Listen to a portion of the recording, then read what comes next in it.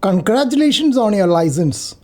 Passing the exam is the ticket, but the next 30 days are where you actually become a ham.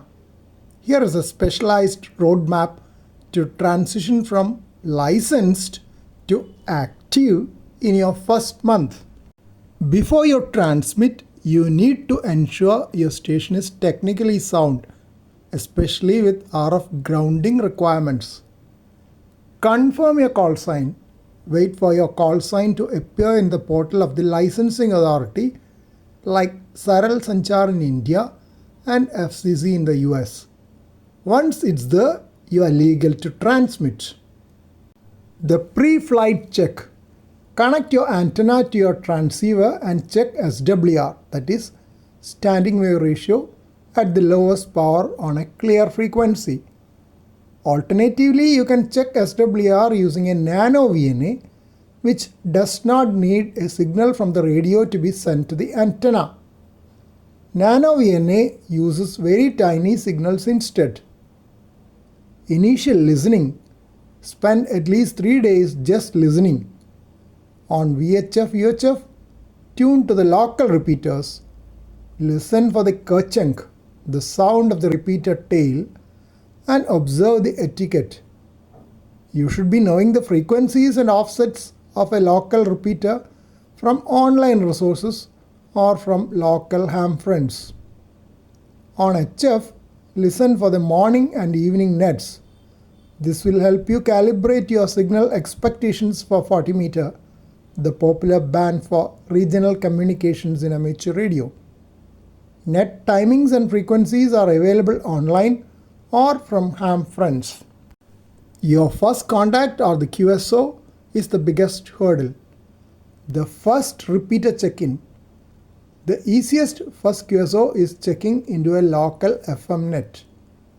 The script. Wait for the net control station to ask for check-ins.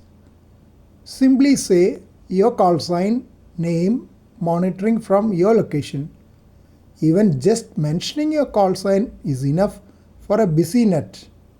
Use your full call sign and not the suffix alone. Simplex success.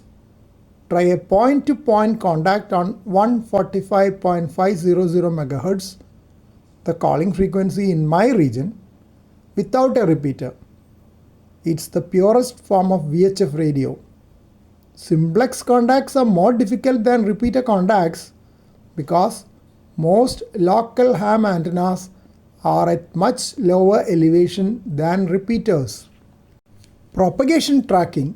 Use tools like Reverse Beacon Network and PSK Reporter to see where your signal is actually going. You could also listen to your signal on multiple web SDRs around the world.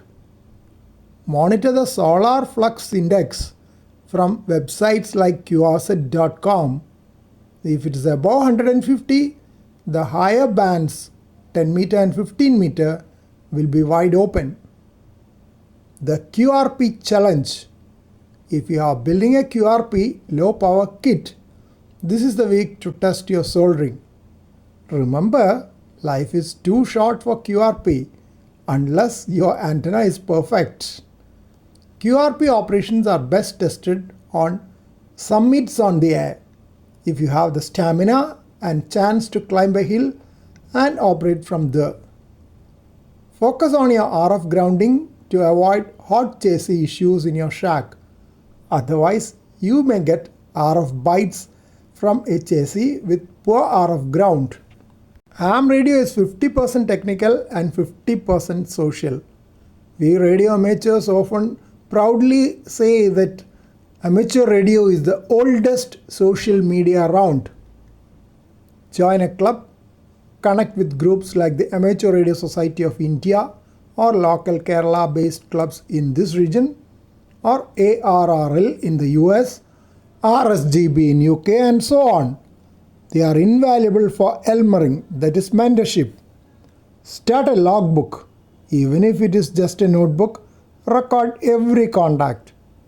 Required information, date and time in IST or UTC, frequency, mode SSB CWFM, Call sign and signal report RST. Here's a quick cheat sheet for your desk. Phonetic alphabet. Use Alpha, Bravo, Charlie and so on. Never make up your own. The golden rule is always listen for 30 seconds before you press the PTT. Signal report. 5-9 means perfectly readable. 5 and very strong. 9. Q code. QTH location. QSL I confirm. QRZ who is calling me and so on.